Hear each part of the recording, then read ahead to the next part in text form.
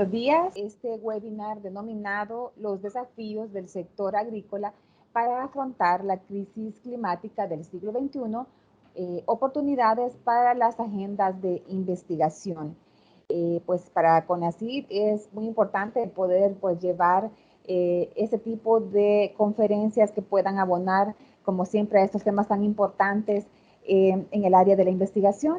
Y para poder dar inicio a este evento, queremos dar las palabras de inauguración, y en ese caso tenemos al ingeniero Carlos Roberto Ochoa, director ejecutivo de CONACYT, que pues va a dirigirse a ustedes para poder dar inicio a este evento. Ingeniero, bienvenido.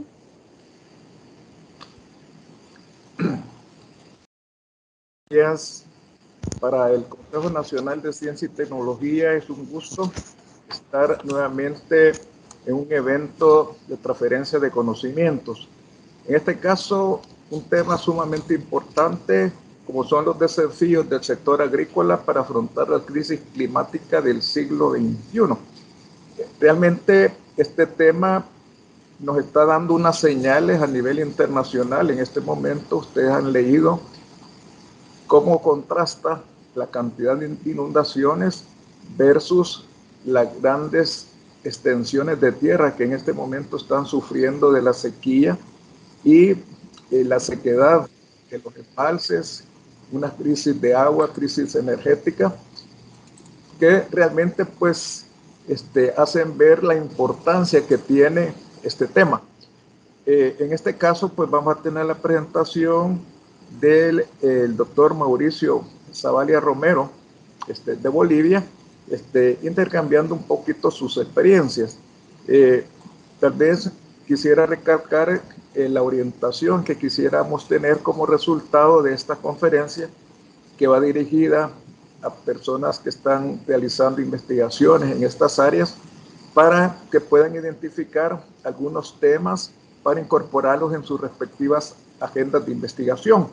Definitivamente el cambio climático se puede enfocar de muchas maneras, tanto de las técnicas de producción como el aprovechamiento de los residuos, la economía circular, etcétera. Hay una cantidad de oportunidades como para desarrollar investigaciones aplicadas y poder contribuir a la solución de esta crisis climática. Así que, sin más, pues un saludo a todos los colegas, algunos de ellos los conozco, y espero pues que sea del agrado de ustedes y pueda ser aprovechado para incorporarlos precisamente en estos temas de sus respectivas agendas de investigación.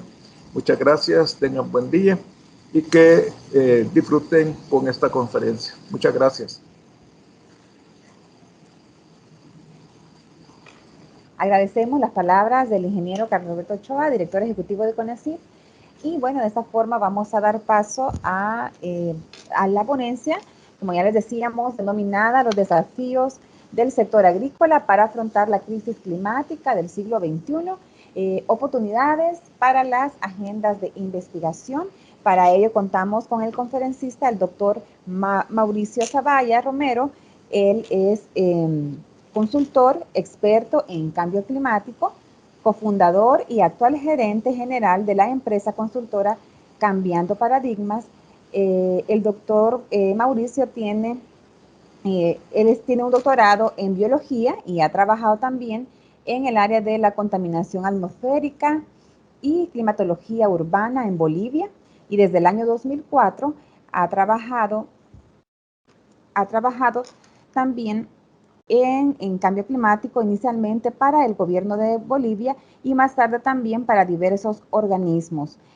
Además, en su experiencia, cuenta con diferentes, su experiencia radica en diferentes áreas del cambio climático, tales como la formulación y desarrollo de estrategias de cambio climático, inventarios de gases de efecto invernadero, también evaluaciones de mitigación y de mercados de emisiones vinculados al MDL y otros, además de transferencias de tecnología bajo el cambio climático. Y bueno, finalmente también ha trabajado con formulación de propuestas financieras para diferentes financiadores en cambio climático, tales como el Fondo Verde del Clima, entre otros. De esa forma, pues damos la más cordial bienvenida al doctor Mauricio Zavalla Romero. Él pues en ese momento se encuentra en Bolivia y desde allá pues nos dará ese importante aporte en este tema del cual él es experto. Así que de esta forma damos la más cordial bienvenida. Doctor, muchas gracias por estar con nosotros.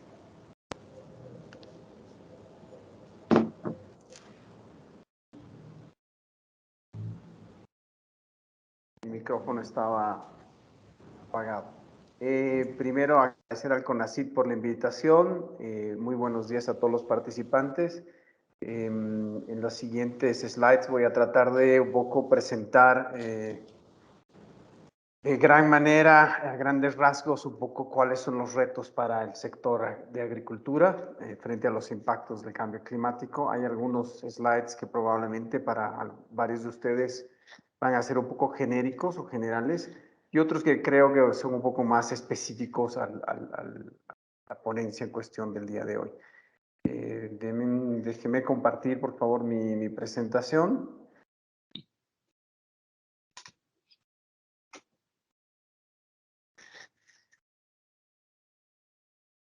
Y voy a desactivar mi cámara porque yo pienso que distrae a los que quieren ver la presentación. ¿Me confirman que pueden verla? Sí. Ok, perfecto. Básicamente la presentación tiene 6 secciones. La primera, que está referido un poco a gente y tierra en un mundo en calentamiento, impactos del cambio climático sobre el sector agrícola, opciones de respuesta en adaptación y mitigación, que es lo que sugiere un poco desde la comunidad científica, cuáles son las opciones, los marcos habilitantes, las acciones en corto plazo y algunos slides sobre opciones de investigación para agricultura y cambio climático en el sector agrícola, ¿no? Aquí tengo algunas propuestas un poco que he visto en la literatura también, así que bueno, vamos viendo por partes. Sobre gente y tierra en un mundo en calentamiento.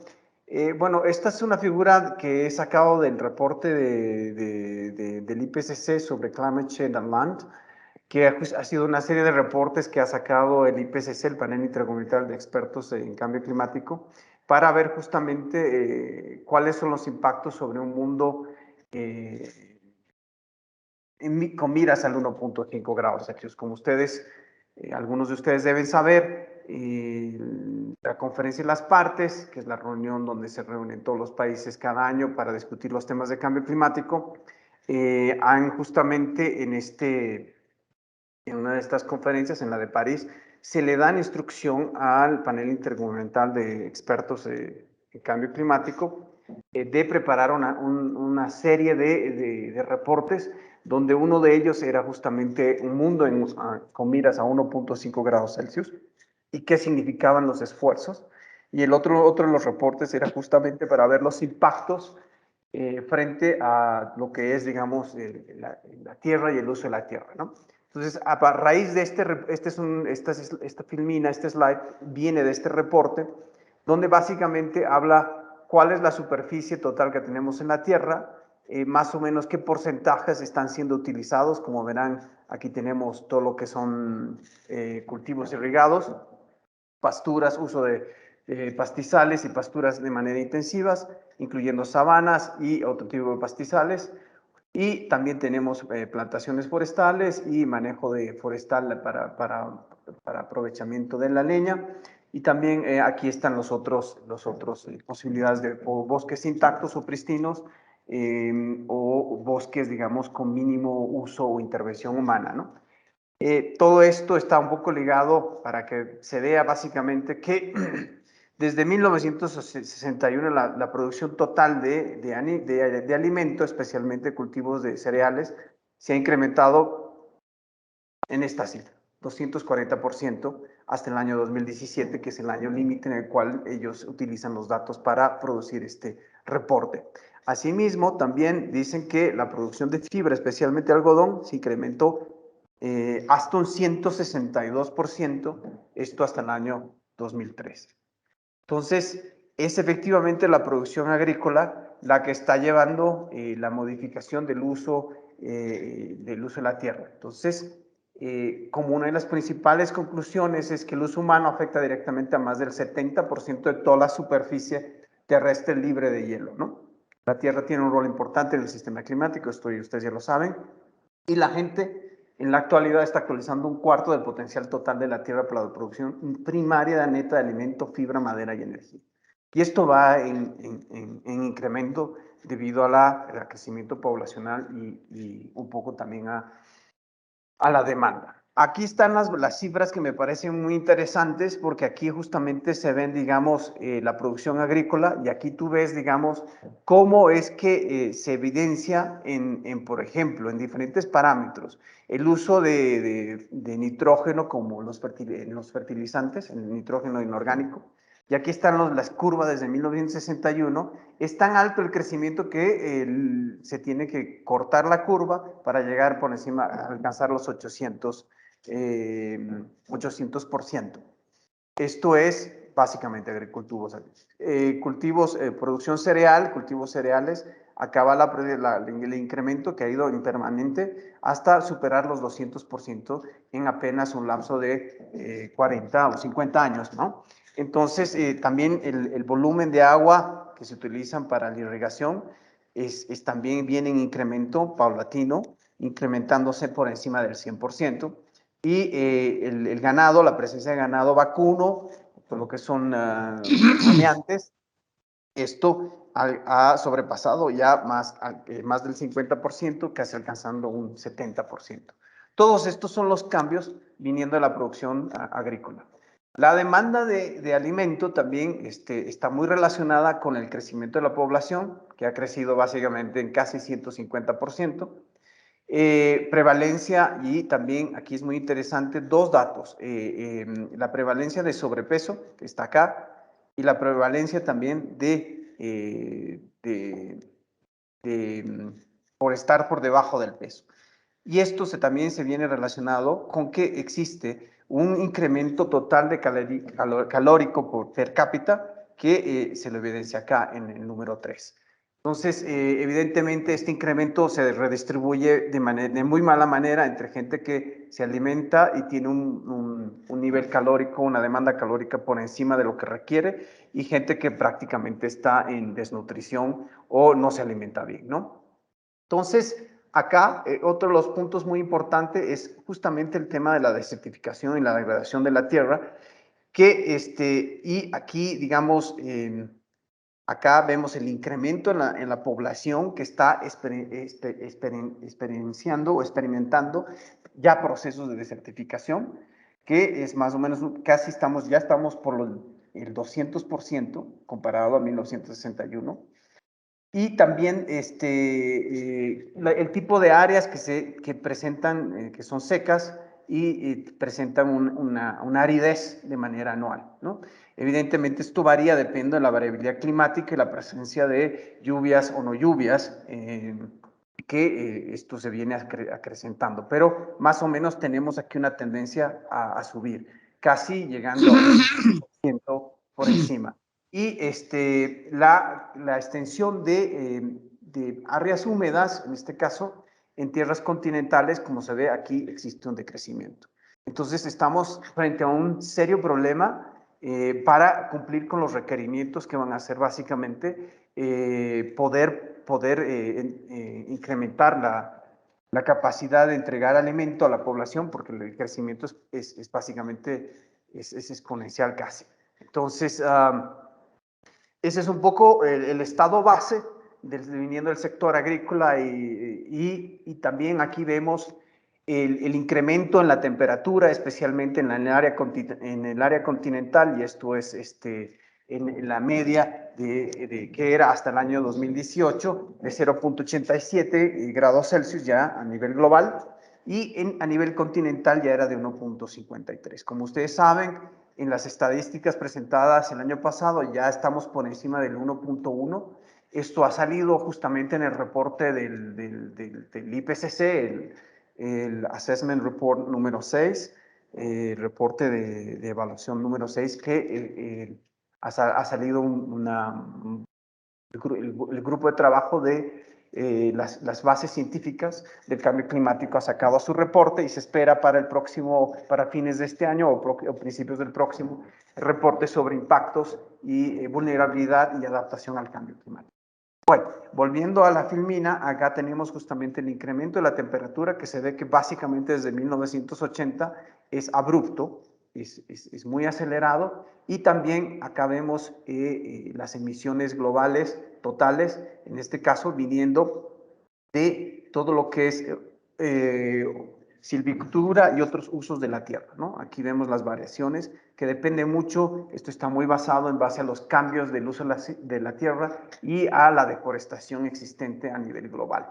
Esto es las emisiones totales de dióxido de carbono. La número 2 es básicamente el incremento de las emisiones de metano, que es básicamente ganadería, y ganadería básicamente basado en todo lo que son rumiantes, mayores o menores, pero acá viene justamente este incremento, y también el incremento del uso de óxido nitroso, que viene de aplicación de fertilizantes y de nitrógeno inorgánico en los procesos agrícolas, ¿no? Entonces, acá vamos viendo que existe definitivamente un incremento que va un poco también y contribuye a este incremento global de la temperatura. Me voy a detener un poco en esta lámina y pido disculpas porque tengo varias slides o varias filminas en inglés y espero que las puedan entender. De todas formas, acá es muy importante entender que tenemos el sistema climático, el sistema de la tierra y el sistema de justamente generación de alimentos, ¿no? Todo lo que es la parte que nos toca hoy en cuestión, ver cómo vamos a trabajar con estos temas, ¿no? Que es básicamente seguridad alimentaria, nutrición, salud, medios de subsistencia y beneficios culturales y económicos, ¿no? Y también seguridad alimentaria, nutrición y salud. Básicamente, estos son los temas que el sector agrícola trabaja, y es su preocupación máxima, ya sea a nivel académico o a nivel de empresas, ¿no? Ver justamente cómo se producen estos alimentos y la calidad de los mismos, ¿no? Y cómo se mantienen los medios de subsistencia la gente de los pequeños agricultores, o que básicamente generan agricultura de subsistencia en muchos de nuestros países. Bueno, tenemos entonces básicamente que aquí estas son las interacciones del sistema climático, donde tenemos el albedo y la evapotranspiración y los flujos de gases de efecto invernadero, los cuales en el caso de agricultura tenemos unos drivers que son básicamente los servicios ecosistémicos, la economía y la tecnología existente, las condiciones sociales, normas culturales y tradiciones que existen en cada uno de los países para los procesos de producción alimentaria, y también el tema demográfico que está generando cambios, digamos, en el comportamiento de la población, los procesos acelerados de urbanización, etcétera, etcétera, que generan procesos de migración muy fuerte y que también generan, digamos, una mayor escasez de mano de obra, digamos, para la agricultura tradicional, ¿no?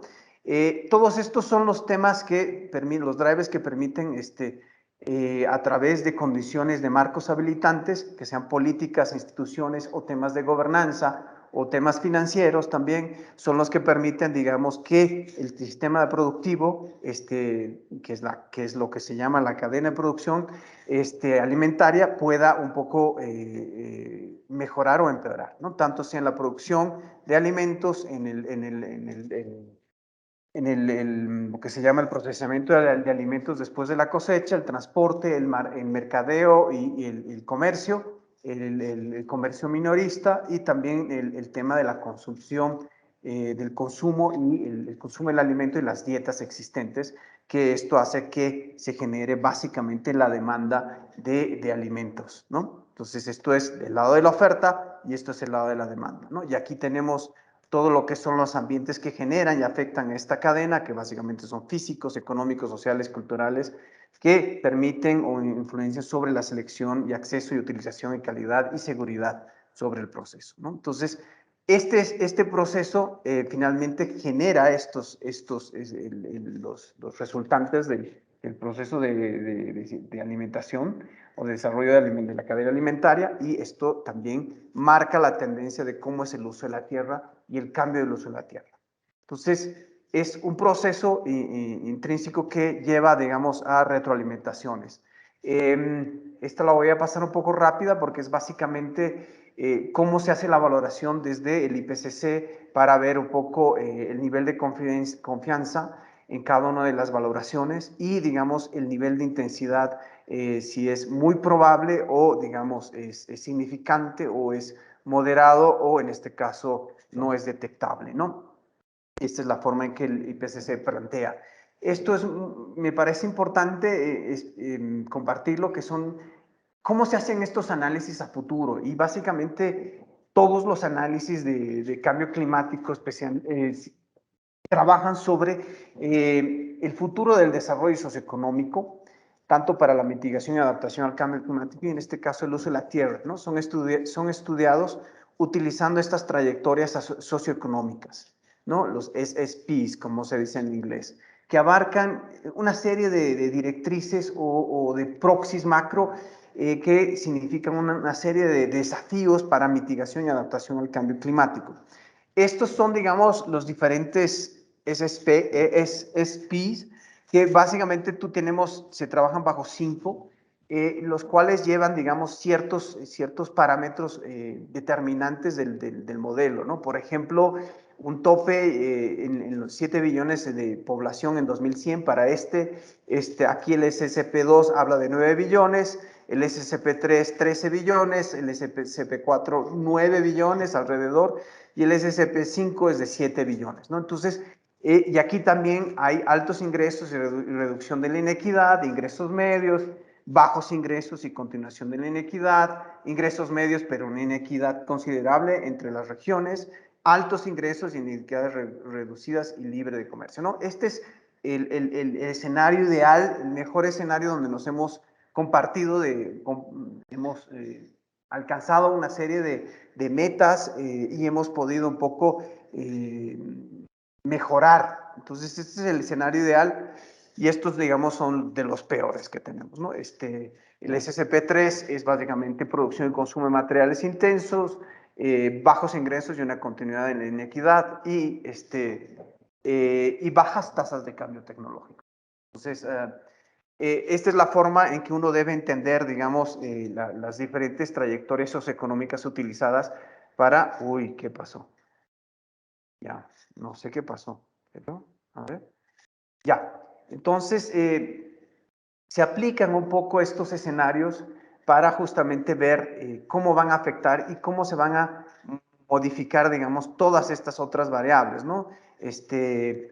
Y es muy claro que los ecosistemas y los riesgos de los ecosistemas de los humanos a los cambios en el uso de la tierra, debido o producto del cambio climático, básicamente están relacionados con una desertificación, como se lo ve acá, también degradación de la tierra, ya sea expresado a través de erosión de suelo, pérdida de la vegetación, todo lo que son fuegos, incendios, y la seguridad alimentaria, que se lo expresa básicamente en un declive de todo lo que son la productividad de los cultivos agrícolas tropicales y estabilidades en lo que es la oferta de alimentos. Entonces, como verán, en muchos de los casos, a medida que la temperatura va incrementando, si es 1.5, todavía tenemos ya problemas, no se olviden que estamos ya en el 1.1, pero si empezamos a pasar el 2, pasamos de anaranjado a rojo o morado intenso en varias de las situaciones. Y no les hablo de 3 y 4 grados Celsius, que las proyecciones, si seguimos business as usual, están más o menos casi por encima de los 4 grados Celsius. Entonces, este sería el mundo si no tomamos acciones relativamente pronto, ¿no? Entonces, efectivamente vamos a tener serios problemas, y uno de los sectores que va a tener, se va a ver más conflictuado es el sector agrícola. Bueno, esto era para ejemplificar, digamos, cómo se lee y cuáles son las implicaciones de, digamos, un incremento en la en la presencia de incendios y qué va a pasar en diferentes regiones. El reporte es muy interesante porque tiene algunos análisis un poco más específicos por diferentes áreas, regiones a nivel mundial, ¿no? Pero aquí vemos, digamos, el uso de las trayectorias socioeconómicas y qué es lo que pasa bajo las diferentes trayectorias económicas en términos de desertificación.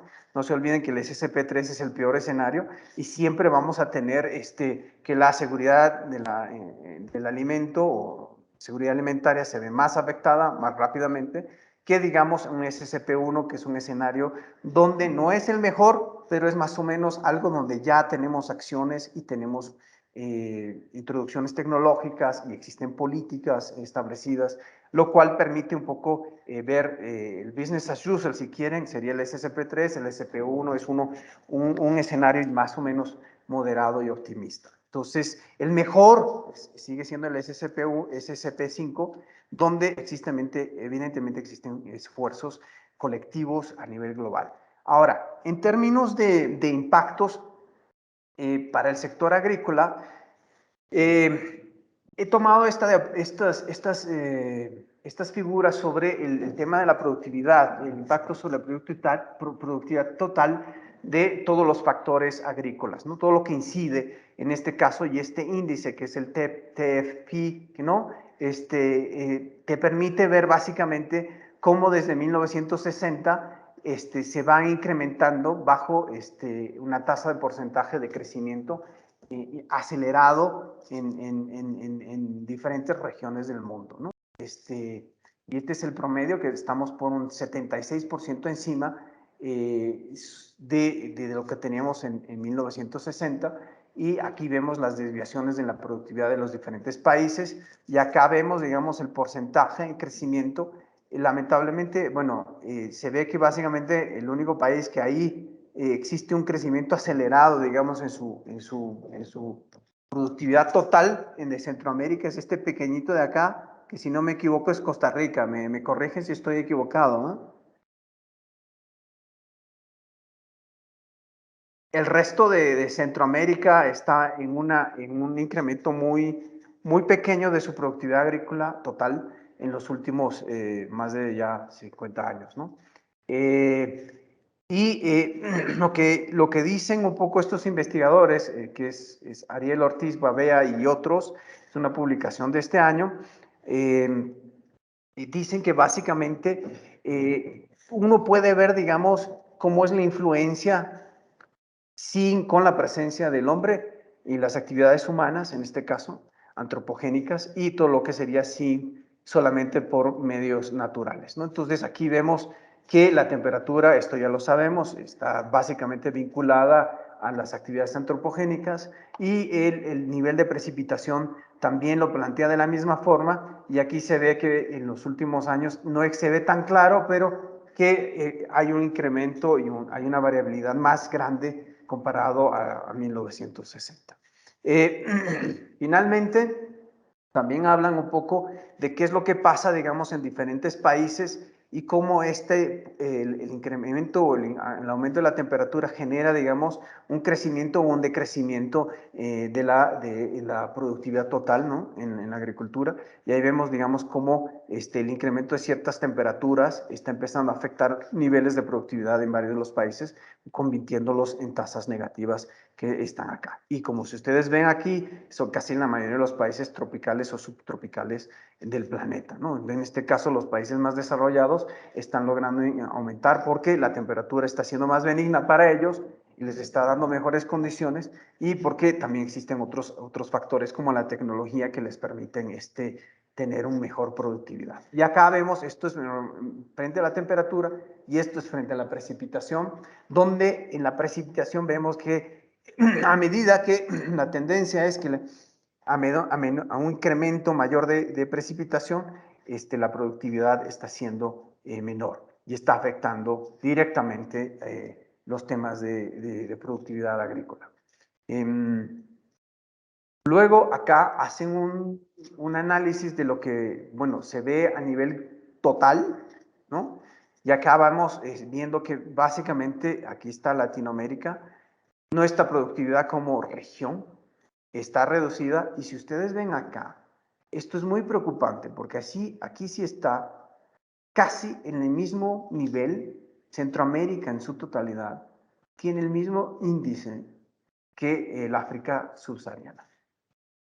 Esto es muy serio, porque está diciendo claramente que la productividad en términos para la productividad agrícola sí está altamente afectada en la región de Centroamérica, llegando incluso a tener un impacto de incluso mayores al 40%.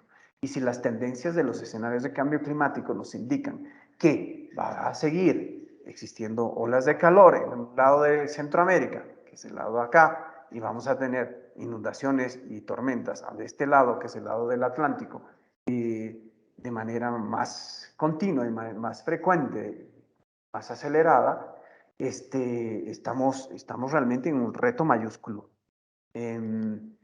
Acá tengo una última, que esto es de Agrawal, que debe ser conocido ya por varios de ustedes, porque es un agrónomo que trabaja para el Banco Mundial, y él ha hecho, por ejemplo, varias proyecciones sobre diferentes tipos de cultivos. Aquí tenemos lo que es trigo, arroz y maíz, y cómo se va a ver, digamos, el porcentaje de producción total. Y a nivel total, casi todos los cultivos ya en el 2050 están por debajo. En el 2020 ya tenemos problemas con el arroz, ya estamos por debajo, un poquito por debajo con el trigo, y el maíz es el único que pareciera que en el largo plazo, con un nivel de incertidumbre muy grande, podría mejorar, pero es el único. Después, el arroz está por debajo y el trigo efectivamente va a ser uno de los cultivos que se va a ver más afectado en un futuro próximo.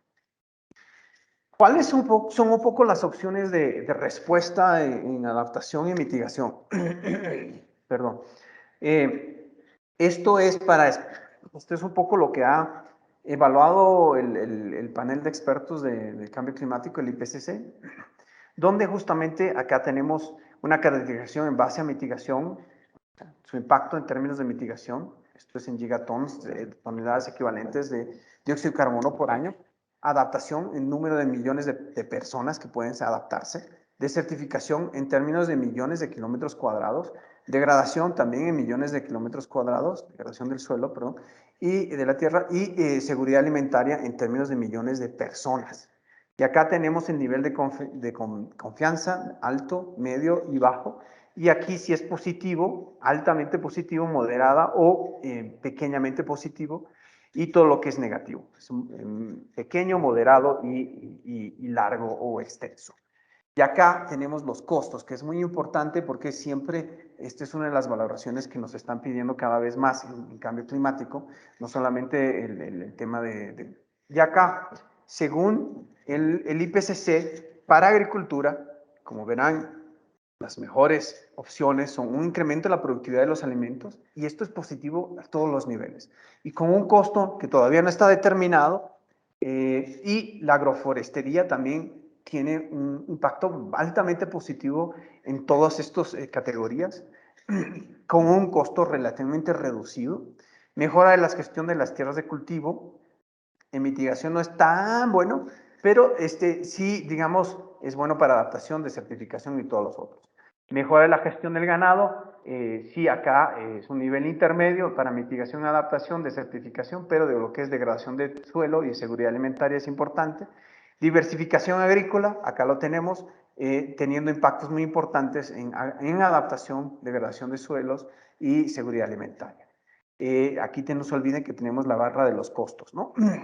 La gestión integrada, perdón, me salté uno. Mejoras en la gestión de tierras de pastoreo, donde tenemos degradación, impactos muy positivos en degradación del suelo y seguridad alimentaria. Y finalmente, gestión integrada del agua, que tiene impactos de altamente positivos a medianamente positivos a nivel de extensión, pero todos son positivos.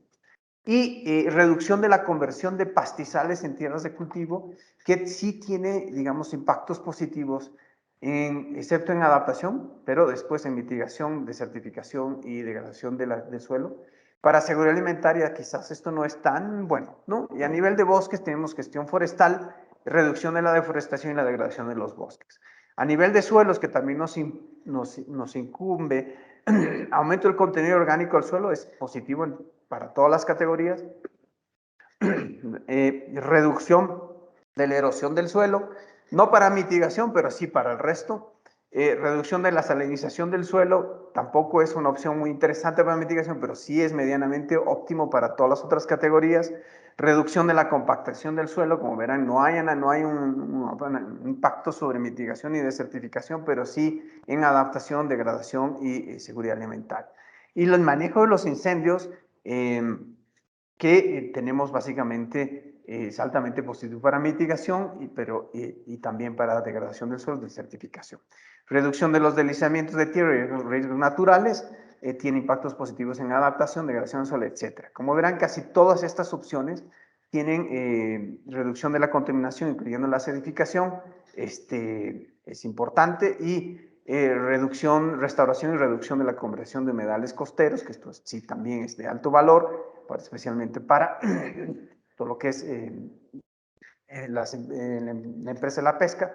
Restauración y restauración de conservación de turberas, que eso sí está muy ligado a la producción agrícola, tiene impactos positivos principalmente en mitigación y en degradación del suelo. En estas otras categorías no hay certeza. Y en seguridad alimentaria no lo ven más bien como algo positivo. Acá hay una cosa que me parece muy importante, es los análisis que se están haciendo desde el punto de vista de cambio climático sobre el tema de la demanda y la oferta.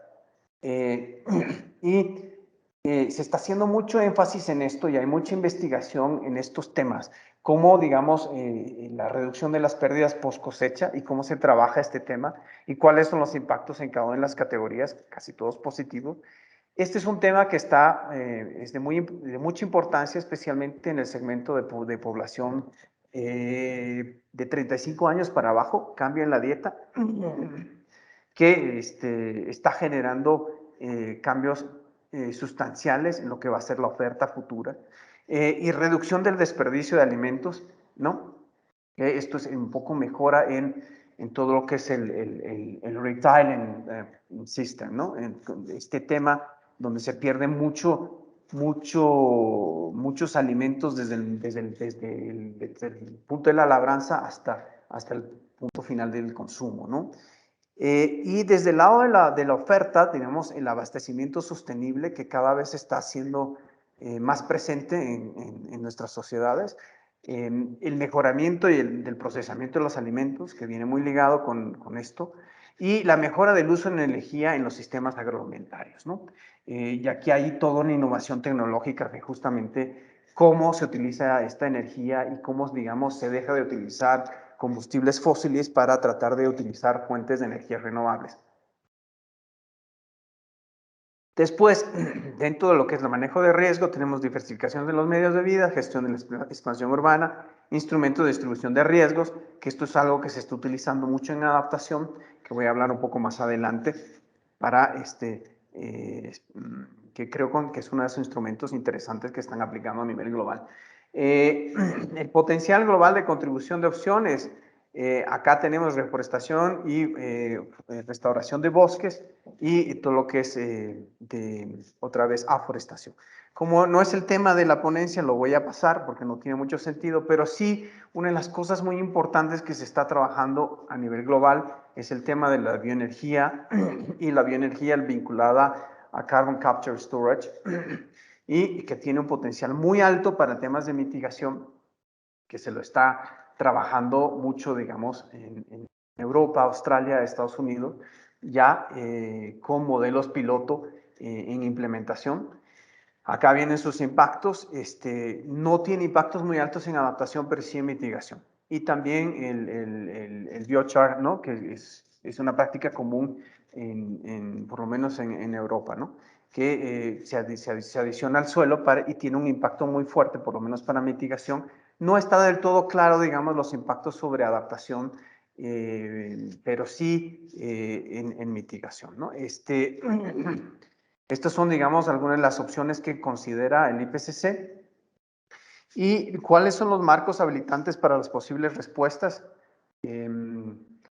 Primero, lo obvio, ¿no? El diseño apropiado de políticas, instituciones y sistemas de gobernanza a todo nivel puede contribuir a ambos, ¿no? Adaptación y mitigación relacionada al suelo. Asimismo, facilitar alcanzar las rutas de desarrollo adaptadas al clima. Cada vez esto es más como mandatorio.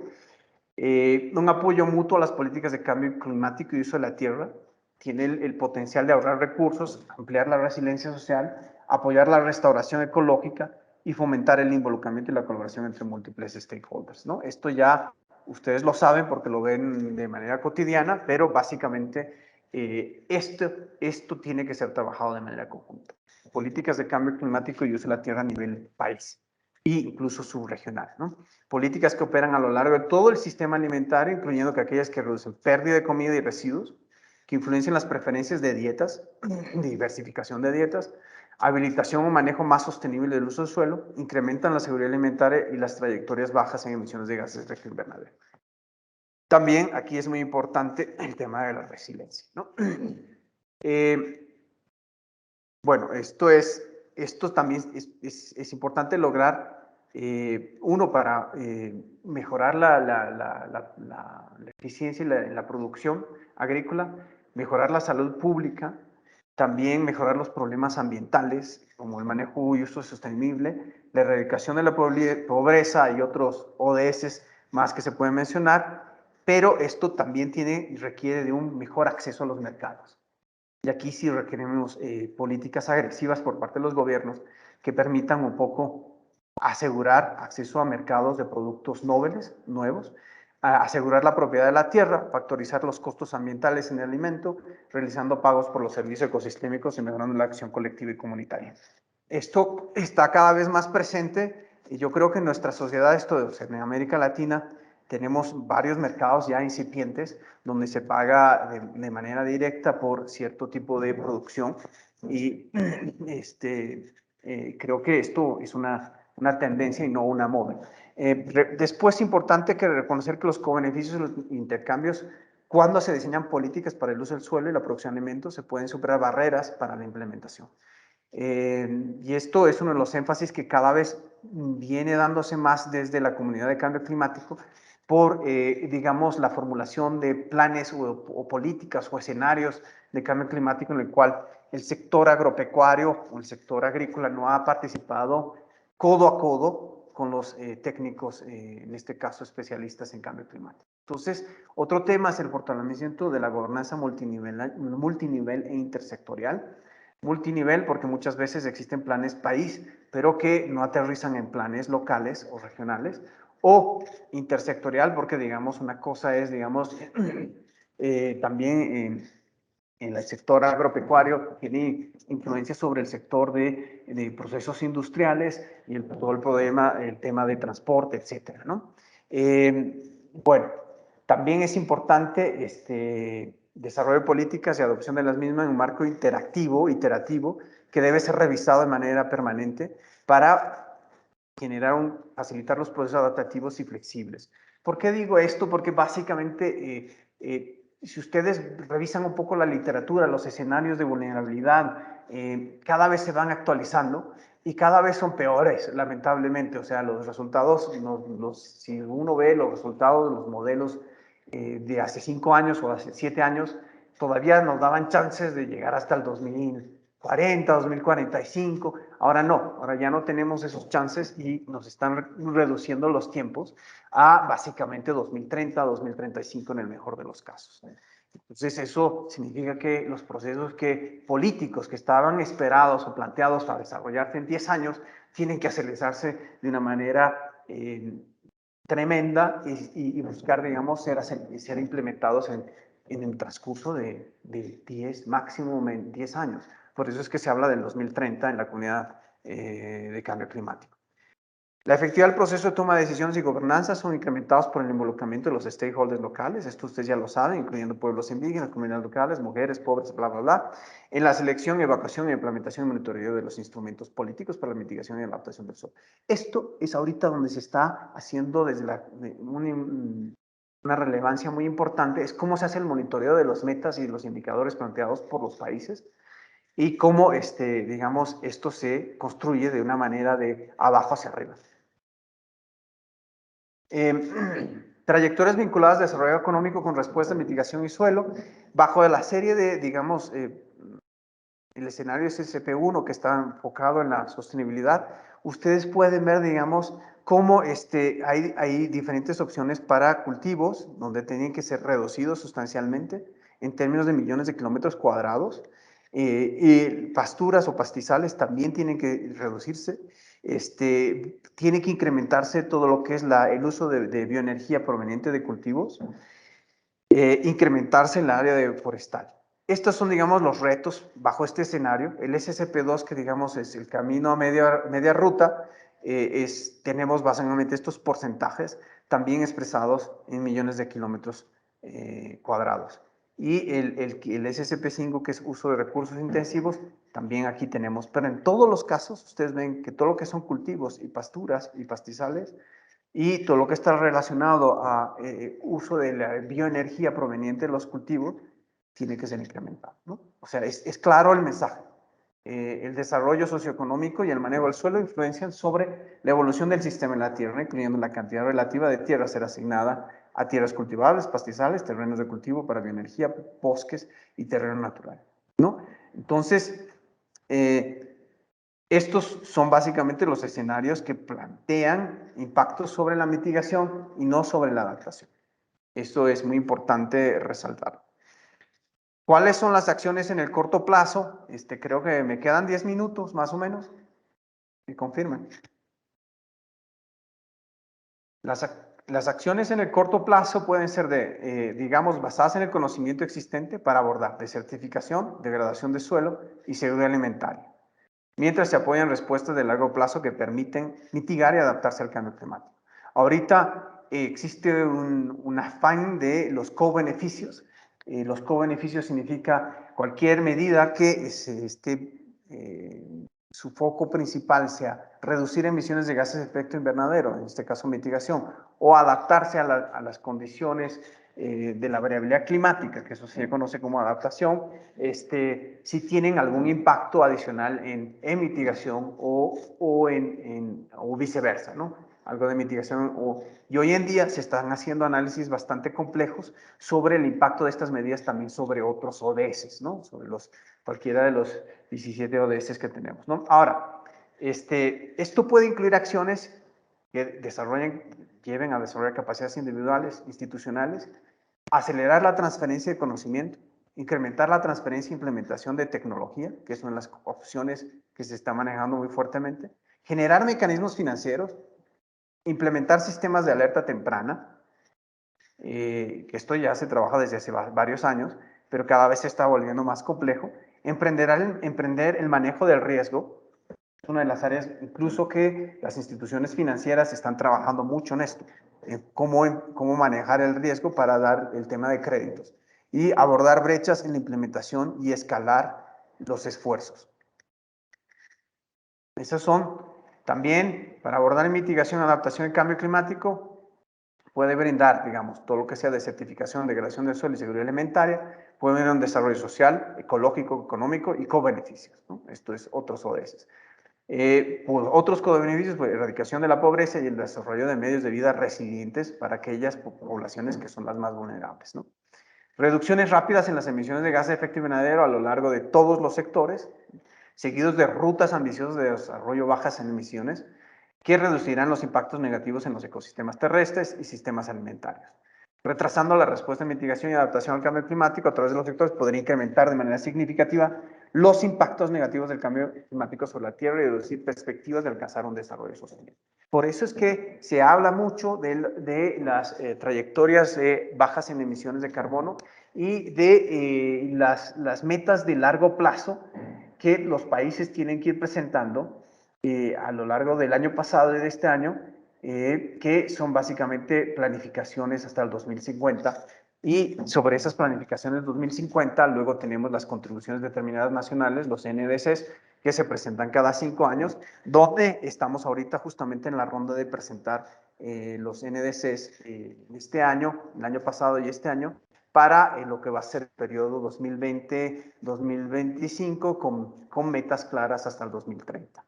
Y evidentemente muchos de los países están trabajando en el sector agrícola específicamente, ¿no? Opciones de investigación, ya me apuro porque ya no quedan muchos minutos. Opciones de investigación para agricultura y cambio climático en el sector agrícola. Bueno, ustedes saben que hay dos tendencias muy grandes. Una es la principal, que son opciones basadas en nuevas tecnologías. Les pongo esta filmina, esta gráfica de una publicación que salió este año de Daniel Northrup y otros, que básicamente lo que plantean es básicamente una fase inicial donde se optimizan los recursos y la fase 2 donde se hace un reemplazo y la fase 3 que es un rediseño. Pero como ustedes ven, básicamente es todo basado en tecnologías nuevas o noveles, y aquí están, digamos, cómo se trabaja el intercultivo, la rotación, la diversificación, cómo se generan mapas, cómo ves el tema del suelo, cómo ves el tema de diferentes propiedades específicas de los cultivos, temperaturas, y esto es básicamente agricultura digital para optimizar el profit, ¿no? O sea, las ganancias y el impacto. Y aquí tienes justamente este tipo de maquinarias que son aplicaciones muy precisas y muy tecnológicas. Reemplazo es justamente otra de las líneas de investigación sobre justamente biogenética y tratamiento genético, ¿no? Para ver, digamos, cómo se mejoran los cultivos que sean más resistentes a sequías o a inundaciones o a diferentes cualidades que se necesitan, ¿no? También aquí hay todo lo que es sistemas eléctricos o biológicos de síntesis de nitrógeno.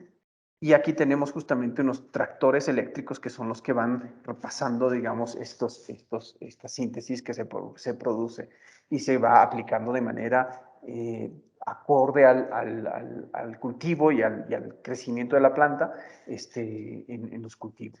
Y el rediseño, que es básicamente justamente aquí hay una serie de sensores en el cultivo mismo, donde usted puede ver, digamos, la fijación de nitrógeno, cómo está el contenido de nitrógeno al principio o al final, o a nivel de las raíces, o a nivel de las hojas, o la biomasa superior de la planta, y cómo, digamos, se pueden reducir emisiones de nitrógeno en base a cómo se va desarrollando la planta y los sensores que tienen las plantas. También cómo se puede diluir la producción de fertilizantes en la granja o en el espacio de cultivo a través de generación de energías renovables. Esto ya es paneles solares, y aquí tienes también una serie de equipos electrónicos o aparatos que te permiten justamente ir midiendo estas cosas. Esta es una opción muy del gusto de los desarrollados, diría yo, con mucha tecnología. Seguramente las tasas de rendimiento en muchos de los experimentos es muy alta, pero también demandan una inversión económica muy alta y una dependencia tecnológica fuerte, que no sé si se aplica para nuestros agricultores, nuestros pequeños agricultores. Después tenemos esto que ustedes han debido ver, las soluciones basadas en la naturaleza, la agricultura, la adaptación basada en la naturaleza, donde tenemos enfoques de restauración de ecosistemas, enfoques específicos a la adaptación basadas en ecosistemas, mitigación basada en ecosistemas, servicios de adaptación climática en base a los ecosistemas, reducción del riesgo de desastres basado en ecosistemas y un uso comprendiendo el ecosistema, las capacidades ecosistémicas y cuáles son los niveles de producción y cómo se puede hacer un balance, ¿no? Esto viene justamente en gestión integrada, por ejemplo, de zonas costeras, en gestión integrada de recursos hídricos, y el enfoque está sobre los ecosistemas, como lo he dicho, conservación, basados en áreas que incluyen manejo de áreas protegidas, etcétera, etcétera. Un poco Costa Rica trabaja sobre este abordaje y tiene un poco esa filosofía dentro de sus políticas.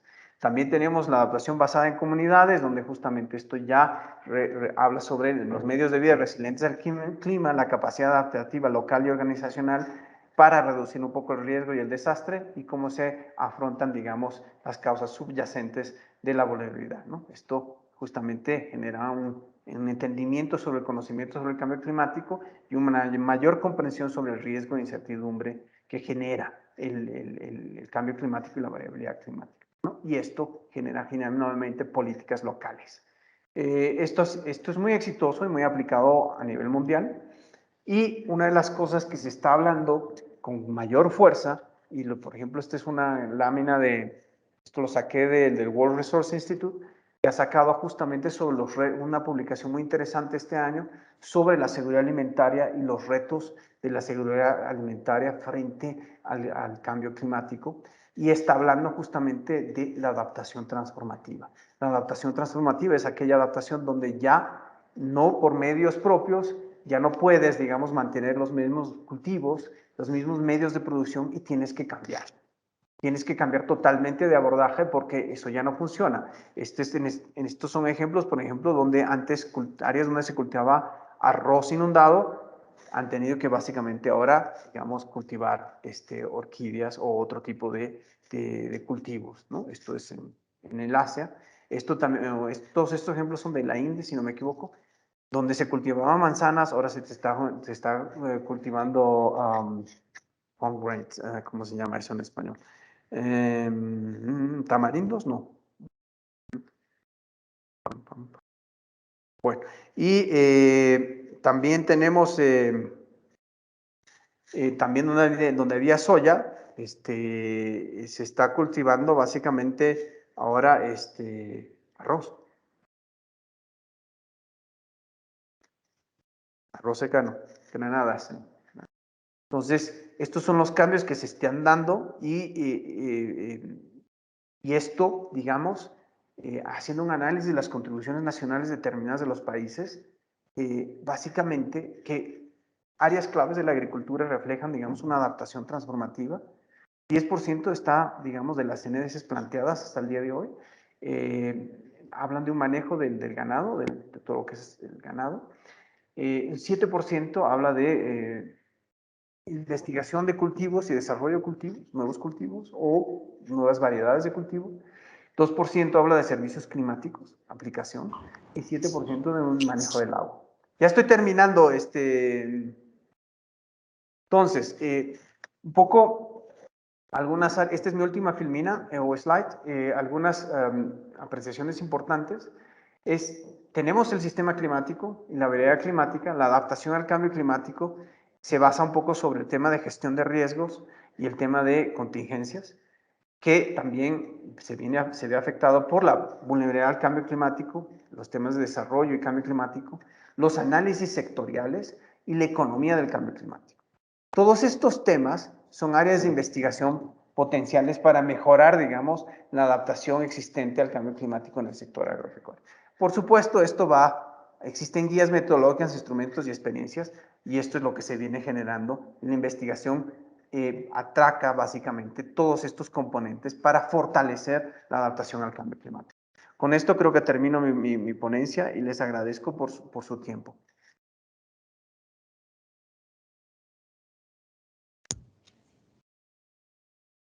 Muchísimas gracias, doctor Mauricio Zavalla, quien desde Bolivia ha compartido con nosotros esa experiencia en el tema de los desafíos del sector agrícola para afrontar la crisis climática del siglo XXI, las oportunidades pues, para las agendas de investigación. queremos pedirle a todas las personas que todavía están sintonizándonos que puedan hacer sus preguntas vía chat o también puedan abrir sus micrófonos para que pues puedan darse la respuesta en ese momento.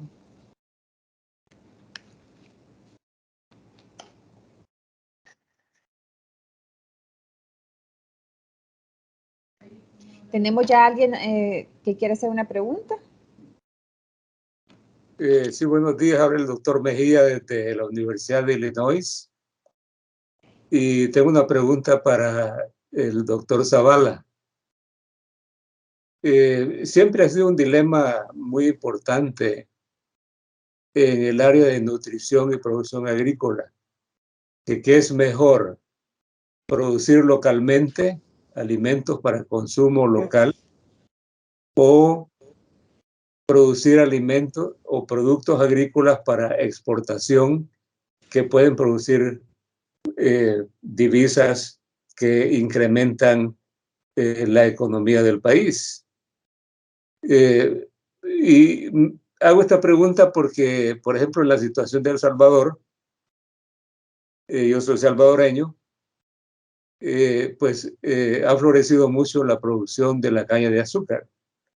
La caña de azúcar es para producir azúcar para exportación. Es algo que, pues, a excepción de lo que le pone al café, no es un alimento básico. Uno podría decir, bueno, ¿qué tiene de malo producir productos para exportación si esto va a incrementar las divisas del país, la economía del país? Va a haber más recursos económicos para importar alimentos de otro tipo, por ejemplo, frijoles de India o de cualquier otro país. ¿Es eso mejor o sería mejor disminuir esos productos de exportación y enfocarse en la producción local y el uso de la tierra en productos que van a ser consumidos localmente, como maíz y frijol en el caso de El Salvador? Me gustaría oír sus comentarios, doctor.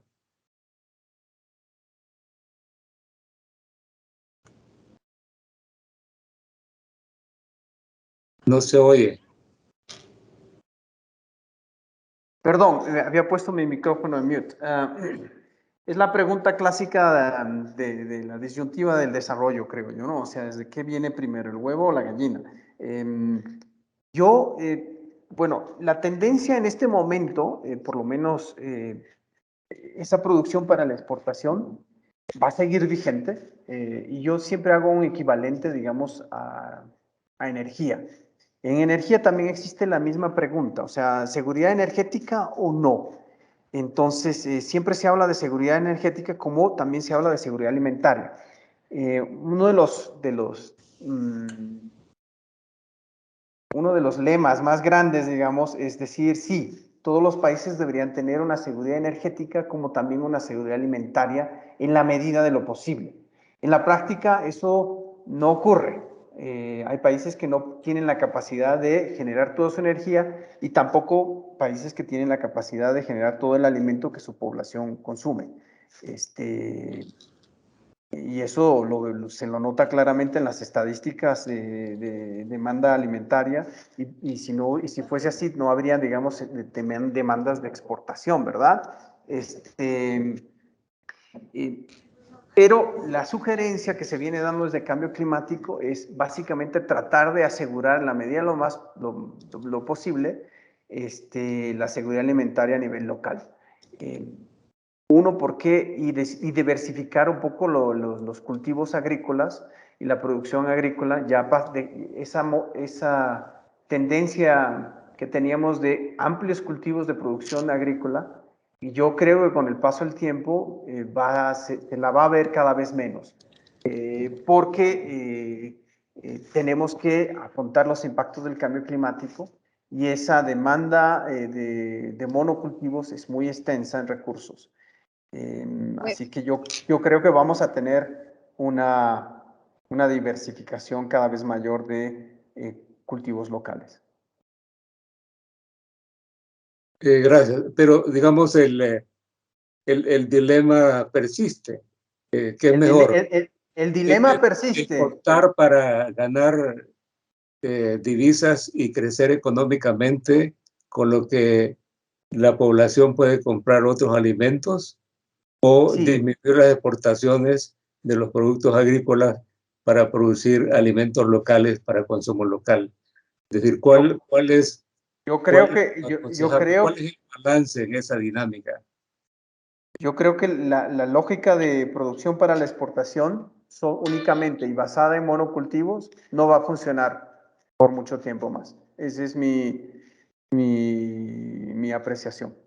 Yo creo que esa lógica ya no va a funcionar por el tema de las limitantes que el sistema climático está generando y los impactos sobre la degradación de suelos. Mientras no te encontremos formas de mejorar eso, yo creo que esa lógica se va a ver seriamente amenazada en sostenibilidad a lo largo del tiempo. Gracias. Muchas gracias, doctor Mejía, por su pregunta. Tenemos ahorita una pregunta aquí en el chat. Vamos a leerla en este momento. Y dice, bueno, Dilcia Hortensia Chicas nos pregunta, ¿hay alguna manera práctica y de bajo costo que permita saber qué tanto daño tiene el suelo que se dedica a la agricultura y se permita también tratarlo de manera apropiada? Ok, es una pregunta bastante específica. Bueno, normalmente hay varias técnicas para ver, digamos, la productividad del suelo, ¿no? O sea, en este caso, el contenido de nutrientes, el tema y eso no es tan caro de hacerlo.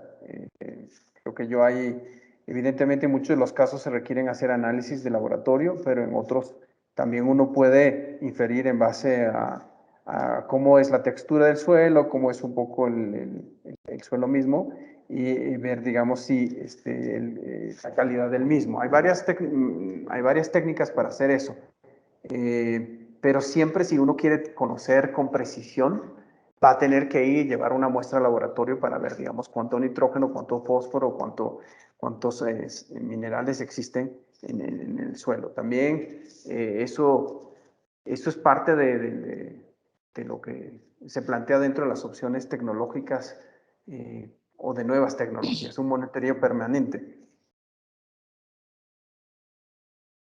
Creo que no he respondido del todo a la pregunta, pero es que no se me ocurre ahorita nada más.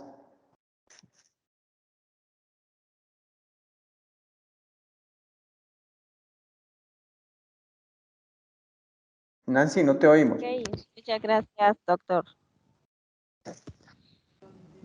Gracias, doctor. Vamos a leer un comentario de Iván Betancourt. Él dice que en El Salvador se queda en el mercado local el mayor porcentaje de azúcar, dice, que se produce. Así que, ese es un comentario. Queremos saber si tenemos otra pregunta o comentario, ya sea por el micrófono o también que puedan siempre, recuerden, escribirnos acá en el chat.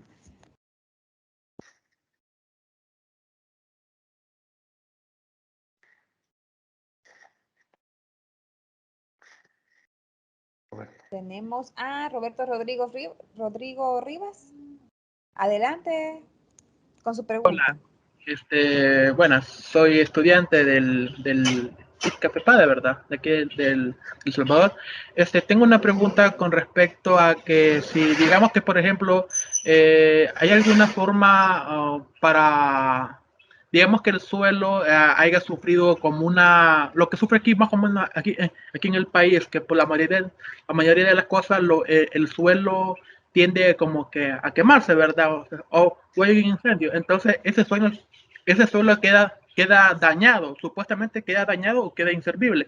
¿Hay una forma para volver a ser fértil ese suelo de nuevo?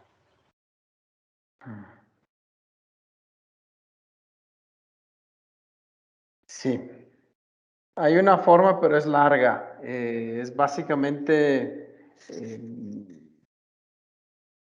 es permitir, digamos, que los ecosistemas se vuelvan a regenerar, pero eso tarda mucho tiempo, ¿no? Esa es la forma más natural.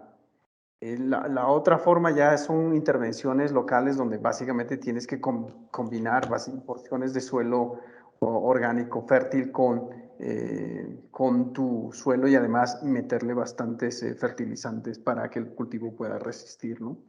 Pero la forma más natural es básicamente permitir la regeneración, pero esto puede tardar hasta 15 años.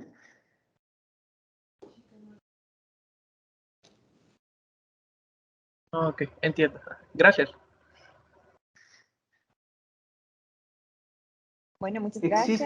Existen algunas cosas algunas técnicas que se están aplicando con aplicación de bacterias o hongos, ¿no? Que se llama restauración, que las aplican mucho en restauración de ecosistemas.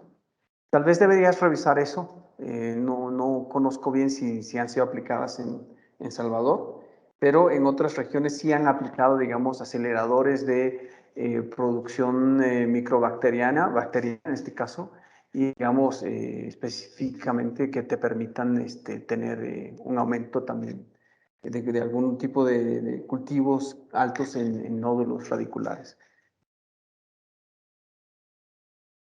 Me imagino que eso acorta el tiempo de duración. Así como usted decía, como 15 años, me imagino que lo deja 7 años. Sí, dependiendo cuán dañado está tu suelo, sí, entre 5 a 7. Ok. Muchas gracias. No hay por qué.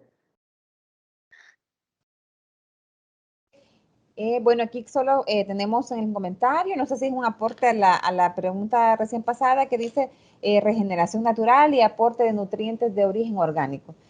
Eso lo dice Evelia del Carmen Martínez. Creemos que es un aporte a la pregunta anterior. También tenemos a alguien más que Iván Betancourt, que quiere la palabra.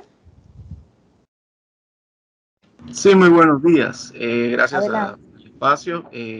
Doctor, realmente su exposición ha sido bastante amplia, pero también ha demostrado algunos puntos y creo que en El Salvador realmente tenemos un tema cultural fuerte, más que la parte tecnológica, porque técnicas, inclusive hay técnicas que se venían realizando en años anteriores que en este momento ya no se realizan porque ya no se toma muy en cuenta. Por ejemplo, el tema del estudio de las calicatas, para ver el tema de la compactación de suelo, el uso racional de los suelos. En el tema de café, también igualmente antes se hacía cajueleado para que tuviera mayor captación de agua, y esa es una práctica que prácticamente pocas fincas la están realizando. Entonces creo que técnicas existen. El tema cultural es que ya hemos dejado de hacerlas porque en algún momento alguien nos dijo, miren, ya esa práctica económicamente no es rentable y ya se convirtió en un estándar normal. Sin embargo, creo que sí hay que trabajar tanto en las políticas como en la parte educativa, fuera de nuevas tecnologías, porque obviamente nosotros tenemos también de igual manera muchas limitantes, por ejemplo, en el tema de uso de satélite o señales satelitales. Hay lugares aquí donde no pega la señal, o de repente tenemos mucho tiempo también de cobertura de nubes. Entonces, estamos cerca de la cadena volcánica del lado de la costa, entonces tenemos pocos días soleados, tenemos más acumulación de nubes, entonces tenemos muy poca facilidad de poder utilizar esa tecnología de los NDVI y toda la parte de imágenes satelitales. Sin embargo, yo digo que sí, es de empezar. Creo que la clave acá es la sensibilización educativa a niveles de escolaridades, bachilleratos, niveles técnicos, universitarios. Bueno, de hecho la carrera de agronomía en muchas de las universidades desapareció en El Salvador porque no se les consideraba importante. Sin embargo, creo que debe hacer políticamente una nueva revisión de los pensum y volver a ofertar esta carrera. Muchas gracias. Iván, muy bueno tu comentario. Solamente indicarte algunas experiencias que me ha tocado ver en otros países. Normalmente muchos de los países tienen los INTAs, ¿no? Los Institutos Nacionales de Tecnología Agropecuaria. Estos INTAs, por ejemplo, en el Cono Sur, o sea, en Sudamérica, todo lo que es Chile, Argentina, varios de estos lugares generan, digamos, directrices y lineamientos. Y se basan básicamente en investigaciones desarrolladas por centros de investigación local con universidades extranjeras que básicamente ven estos temas que estás diciendo. O sea, ¿qué pasa con... Es verdad que las pérdidas económicas por cambiar, digamos, o generar cierto tipo de prácticas hacen que la producción sea más alta o no más alta. Uno de los temas más importantes, digamos, que se viene desmitificando en los últimos 10 años es justamente el análisis del costo-beneficio, ¿no? El costo-beneficio, este es un análisis donde cada vez está siendo más inclusivo, existen técnicas más, metodologías más integrales para justamente medir cosas que antes no se medían y darle un valor económico. Y muchos de estos análisis dan claramente que antes, digamos, se aplicaba mucho la costo-eficiencia de la inversión y en base a eso decías cuánto, digamos, era el resultado de tu productividad. Hoy en día se valoran, digamos, una serie de valoraciones ecosistémicas, como también valoraciones de contribuciones a los ODS y algunos de estos indicadores ya están siendo utilizados a través de líneas de financiamiento verde, lo que se llama el financiamiento verde a nivel global. No sé bien cuál es el estado de avance del financiamiento verde de la banca en El Salvador, pero, por ejemplo, en Uruguay hay cosas muy interesantes vinculadas a estos indicadores. Y si usted quiere aplicar para el crédito, usted tiene que cumplir con algunos de esos indicadores. Entonces, eso significa que ya el acceso al crédito está vinculado al cumplimiento de satisfacción de contribución no solamente de la costo-eficiencia, sino del costo-beneficio y el beneficio visualizado digamos, en disminución de la pobreza, mejora de la alimentación local, etcétera, etcétera, ¿no? También el Fondo Verde, que ya por tiempo no he podido presentar un poco los puentes de financiamiento existentes, digamos, para temas de agricultura y seguridad alimentaria y cambio climático. El Fondo Verde es uno de los más importantes. Está trabajando también en varios programas y proyectos nacionales. La mayoría de ellos, hay algunos muy interesantes en México, justamente para pequeños agricultores, para ver, digamos, cómo a través de líneas de crédito blandas y con coparticipación de bancos de segundo piso del Estado mexicano, se pueden generar, digamos, mecanismos innovativos para aplicación de tecnologías, algo de lo que tú estabas diciendo, ¿no? O sea, los pequeños productores normalmente no tienen acceso a las tecnologías, entonces se está trabajando en eso. Y hay ejemplos muy interesantes sobre esto, incluso utilizando, digamos, uso de celulares y de sistemas así. Entonces, creo que hay opciones que se vienen trabajando en estos aspectos para un poco mirar con otro lente los indicadores del costo-beneficio y también generar líneas de financiamiento que permitan, digamos, el acceso a nuevas tecnologías o el acceso a prácticas o a nuevas prácticas. No sé bien cuál es el estado de situación en El Salvador, lo desconozco y pido disculpas por esto, pero creo que por ahí van las líneas futuras y El Salvador, o sea, casi toda Centroamérica, en mi criterio, debería aplicar, digamos, a fondos regionales del Fondo Verde para ver justamente agricultura de subsistencia, por ejemplo, que es uno de los clásicos, ¿no? Ya no te hablo de Costa Rica, porque ya Costa Rica me imagino que ustedes lo conocen mejor que yo.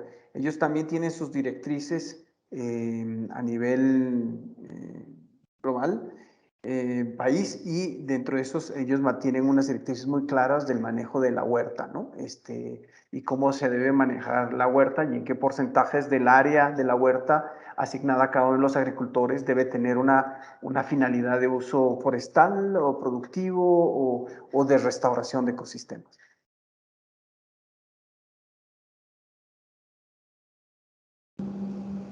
Bueno, muchas gracias, doctor, por su respuesta. Tenemos una pregunta acá en el chat y dice de la siguiente manera. Me avisa, por favor, si se comprende. Dice, para el sector AFALU, ¿cómo se está actuando a nivel de Bolivia? ¿Será que podría compartir información relacionada? Yo a Evelia le preguntaría qué es lo que le interesa hacer, conocer sobre el sector AFULU. Es muy grande. El sector AFULU es agricultura, forestería, silvicultura y otros usos de la tierra, ¿verdad? Eso es muy amplio, ¿no? A nivel de Bolivia, tenemos, voy a hablar de una manera muy genérica y muy gruesa, la principal fuente de emisión, digamos, en Bolivia, al ser es la misma que la de Brasil o de la de Perú, que es básicamente deforestación y degradación de bosques. Estos son el principal driver de las emisiones de gas de efecto invernadero. Y en ese tema se han trabajado algunas metas y algunas políticas a nivel nacional, tratando un poco de tener una planificación con miras al 2025 y tratando de cumplir a través de una serie de indicadores y objetivos cómo estas metas podrían ser cumplidas o no. Lamentablemente, muchos de los, por lo menos para todo lo que es gestión y manejo de bosques, no se han podido cumplir por una serie de limitaciones en temas presupuestarios y en temas de que los mecanismos financieros inicialmente esperados no arrancaron nunca también eso ha sido una limitante. En el tema de agricultura, en agricultura sí se ha movido un poco y creo que pero eso lo ha hecho el Ministerio de Agricultura por su cuenta y ellos han trabajado un poco con miras a mejorar, digamos, la producción y tratar un poco de ver el tema de adaptación, especialmente en las áreas de alta montaña o zonas altas del país, y que es todo básicamente como ustedes, todo lo que queda hacia el oeste, es más seco, todo lo que queda hacia el este es un poquito más húmedo y cálido. Entonces, en estas áreas han tratado de generar también seguros agrícolas. Hay un seguro agrícola implementado que creo que ha servido bastante para ver el tema de riesgos y pérdidas, digamos, por sequías o por inundaciones, y ha sido un apoyo importante para pequeños productores, ¿no? Y hay algunas iniciativas donde la FAO también viene trabajando para justamente este tema de variación de los cultivos, variación de los tiempos, búsqueda de cultivos más resistentes, eso en términos de adaptación. ¿Qué más puedo decir sobre AFOLU?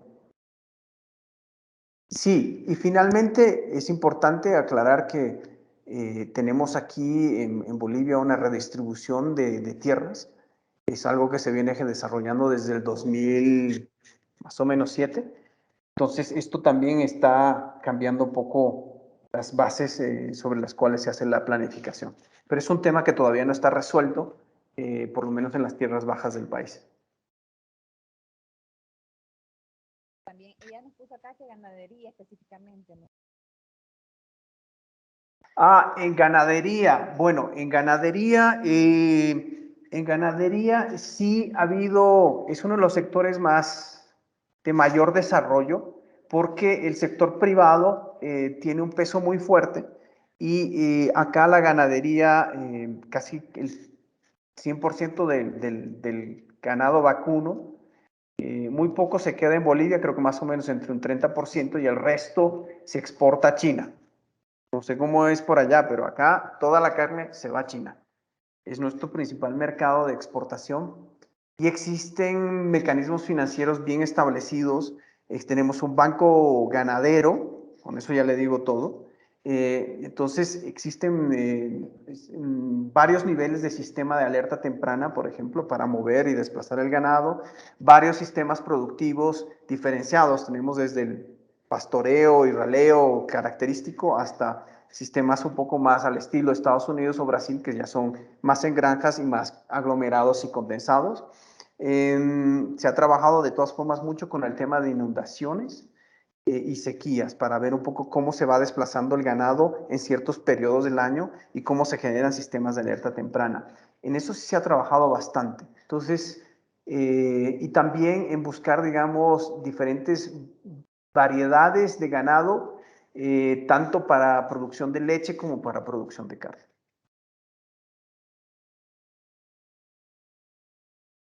Gracias, doctor. Queremos saber si hay otra participación.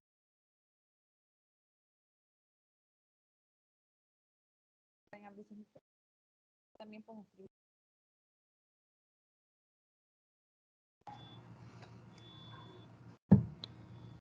Se escucha bien suave, Nancy. Decíamos que estábamos recordando a todas las personas que en ese momento todavía hay espacio para que puedan hacer sus preguntas o comentarios, ya sea pues activando el micrófono o también pues a través del chat que está en ese momento. ¿Hoy se escucha? Sí. Sí.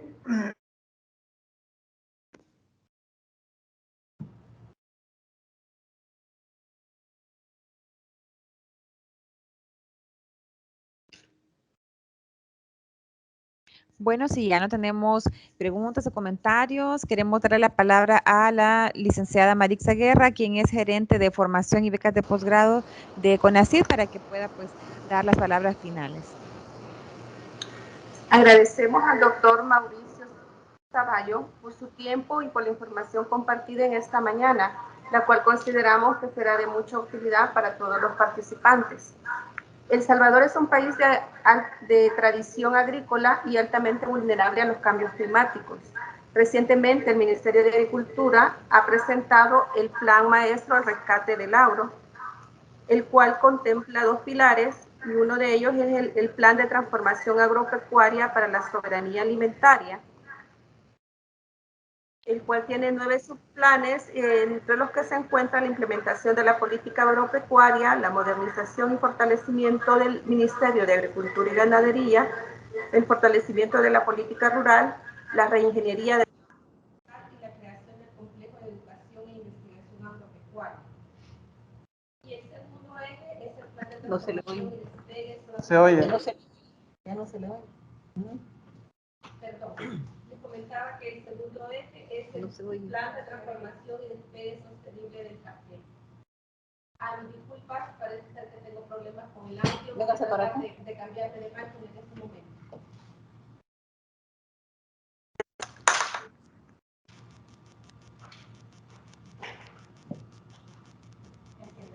Sí, el aquí está. Pueden parecer, han habido problemas de audio, pero ya vamos a en este momento tener la incorporación de la licenciada Marixa Guerra. ¿Está en ese momento, licenciada? Sí, como les decía, El Salvador es un país de tradición agrícola y altamente vulnerable al cambio climático.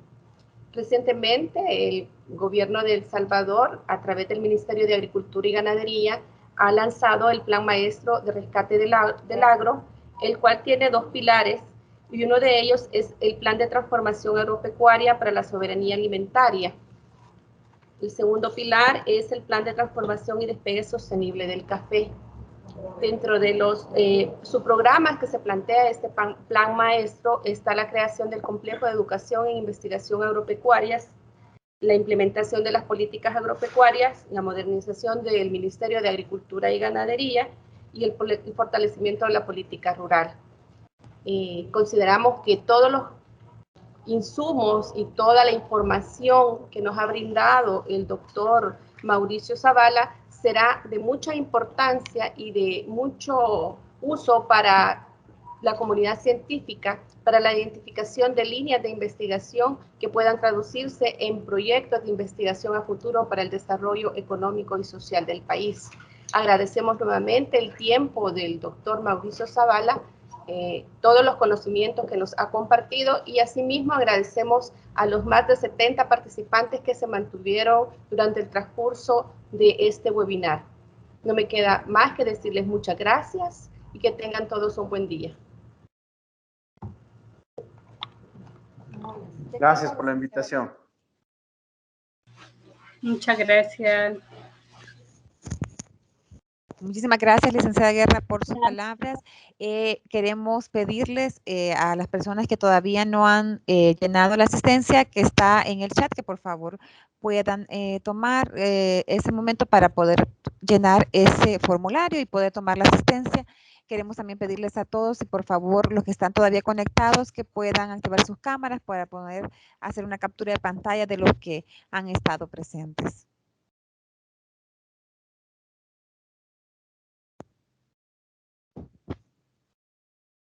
Nuevamente invitamos a todos a que puedan, por favor, activar sus cámaras y poder hacer esa captura.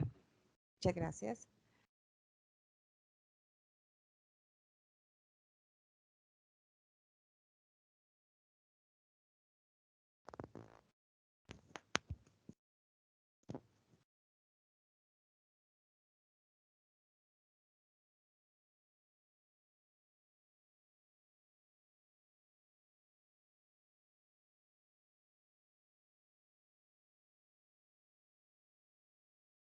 Bueno, muchas gracias. Todavía no finalizamos. Tenemos las palabras también de la licenciada Nadermi Garay, que ella también es parte también de la gerencia de promoción, de formación y becas de posgrado de CONACYT.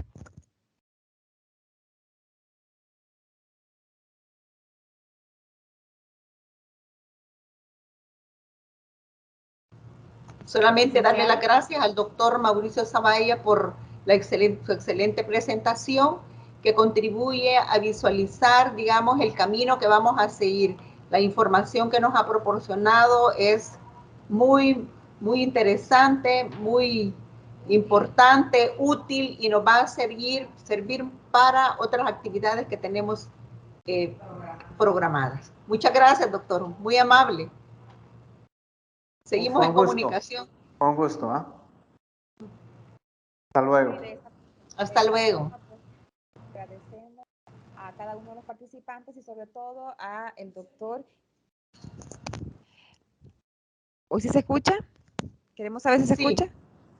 Bueno, nuevamente queremos, ya para finalizar, dar las gracias a cada una de las personas que estuvieron pendientes y pudieron pues sumarse a este webinar, y sobre todo pues las gracias, como ya bien lo decían antes, al doctor Mauricio. Queremos pues agradecer desde acá, desde El Salvador, por su importante aporte que desde Bolivia pues nos ha dado, y estamos pues a la espera también de que pues se sumen a más actividades también con nosotros. Muchísimas gracias, doctor, y pues gracias también a todos los que estuvieron pendientes.